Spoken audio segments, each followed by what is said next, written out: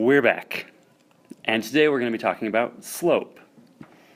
This is 0.9. So we've talked about slope a lot the past couple years, so this should go pretty quick. Slope, if you remember, is just rise over run. It's a rate of change. Okay, so how fast something is changing. In this case, usually we're looking at how fast a line is changing, whether it's slanting upward or downward, so it can be positive or negative. The rise is the vertical change between any 2 points, and the run is the horizontal change. So how far you go up and how far you go over. Slope is always written as a fraction unless it's an integer, in which case you can just write it as a fraction over 1. Alright. So, here we go, finding the slope of a treadmill.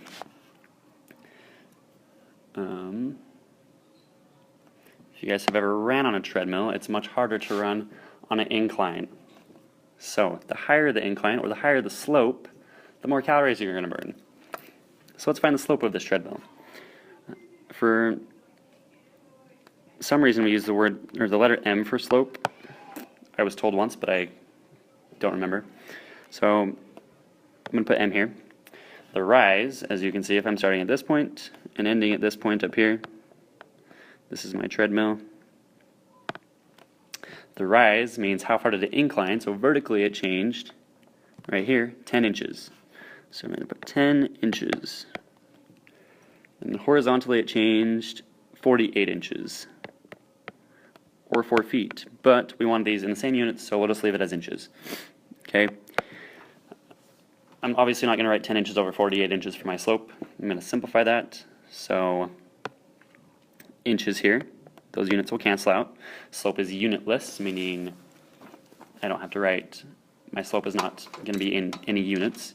And then 10 over 48, that will simplify to be, if we divide by 2, we get 5 over 24. And I'm just going to leave that as a fraction. That's the slope, 5 over 24. This is the slope of our treadmill. Alright. Next. So next time you're on a treadmill, think about calculating the slope. Alright, number 2. The graph shows the cost of muffins at a bake sale. Find the slope of the line. Okay, so here we go. Obviously down here, if you purchase 0 muffins, it's going to cost you $0. So, starting at 0. It gives us 2 points here, this point right here at 2, 4. Whoops. 2, 4, and then 3, 6. If I want to find the slope, I'm just going to do the rise over run. So M equals rise over run. So if I start at this point, and I want to get to this point, I can't go diagonally, so I'm going to go vertically, then horizontally. To go vertically, we need to count up 1, 2 units. So that's our rise. And then horizontally, we go over 1. So over 1. And then 2 over 1 is just 2. And you can tell that this is a positive slope because going from left to right, it goes up. Okay, it's in the positive direction. So the more muffins you purchase, the higher the cost. That's called a direct relationship. Both are going up. Okay. Next. Okay, we can also find slope from a table. The table shows the number of pages Garrett has left to read after a certain number of minutes. The points lie on a line. Find the slope of the line. Oh, also, something to note, we're only finding slopes of straight lines. Okay, you're not going to have to find the slope of a curve because curves have different slopes at each point. But a straight line will have a constant slope, meaning it's the same slope at between any 2 points on the line. So, as you can see here, we have our x's, this is time, and our pages, this is y. Okay. If I want to find the slope, I need to find the rise over the run. So, my rise is going to be vertical, so that's going to be the y here. My run is going to be horizontal. That's going to be your x's. So, if you notice, I'm looking for the change, the rate of change. So, from 12 to 9, we went down 3, so I'm going to put negative 3. From 9 to 6, we went down 3. From 6 to 3, we went down 3. So you might want to say our slope was negative 3. However, you also have to consider the run. So the run, over here we're going from 1 to 3, so that's a plus 2. 3 to 5 is also a plus 2. 5 to 7 is also a plus 2. So notice these all match, which is good. They won't always necessarily match, but what should happen is when we write them as fractions, it should come out to be the same fraction. So I'm going to do the rise, which is this side over here. So negative 3 on top, 2 on the bottom. Okay, because that's our run. Rise over run. And I can do that with any of these two, and because they're all the same, that's going to be the same fraction as this, okay? So negative 3 over 2 is going to be your slope. And in this case, our slope does have units because we're talking about two different things here. Okay, so in that first example with the treadmill, we didn't have units. But in this one, we are going to have units because this is our change horizontally is in pages.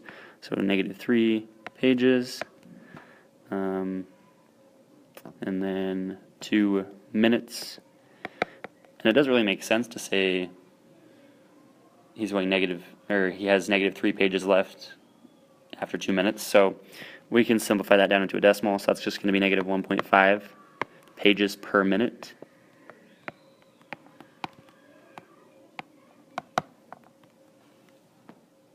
Okay, which means that every minute he reads, he has 1.5 pages less to read in his book. Okay, so that's slope from a table. Okay, so I'm going to let you figure these ones out. Okay, find the slope of the line and find the slope of the table here. You don't have units, so you can just find the numbers. Okay, so go ahead and let you pause. Alright, hopefully those went well for you.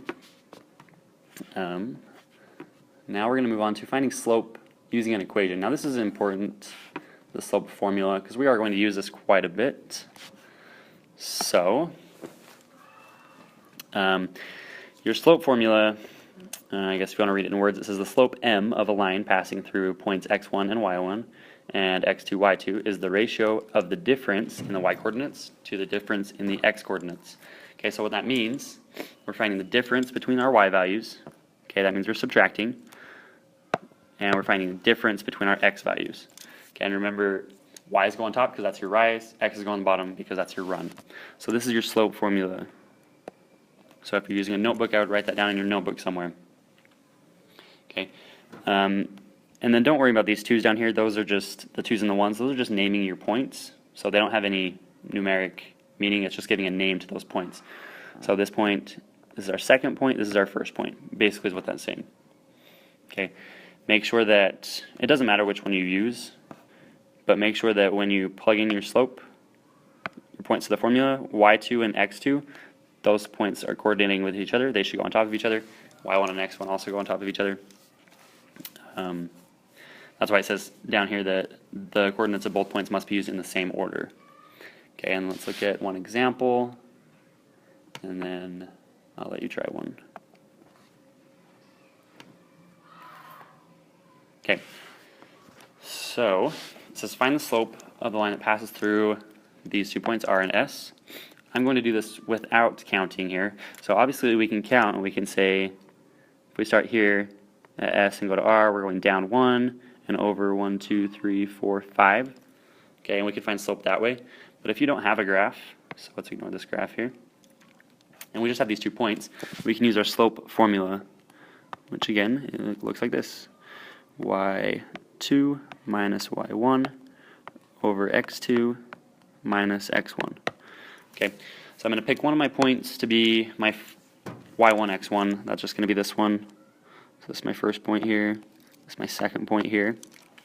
And now I'm just going to plug those in. So my y2 is my y value of the first point. So that's going to be, whoops, that's going to be, my y value is here, this 2. So I'm going to plug that here.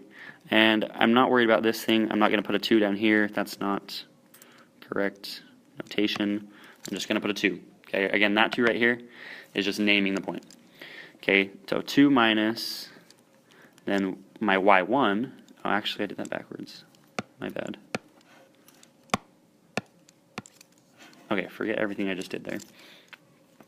Okay, so y2 is going to be the y value of the second point. This is my second point here, so that should be 3. Again, it wouldn't have mattered what order I went in, I just trying to be consistent here. So y2 minus y1, and y1 would be this 2 right here. And again, you're not putting the subscripts. The subscripts are the 1s and the 2s here. You're not putting those. And then x2 minus x1. So this is going to be our x2, x value of the second point, minus x value of the first point. And I just simplify. 3 minus 2 gives us 1. Negative 4 minus 5 gives us, or negative 4 minus 1 gives us negative 5. Okay, so our slope ends up being negative 1/5. And my phone's ringing, but I'm going to let you try this next problem. So go ahead and finish that. 1 second. Alright, hopefully you got those. I'm going to let you do those on your own. Remember, you're just using the formula. Okay, so try to figure that out. We'll go over some of those on Monday in class. And I will see you guys then. Hopefully you're having a great weekend.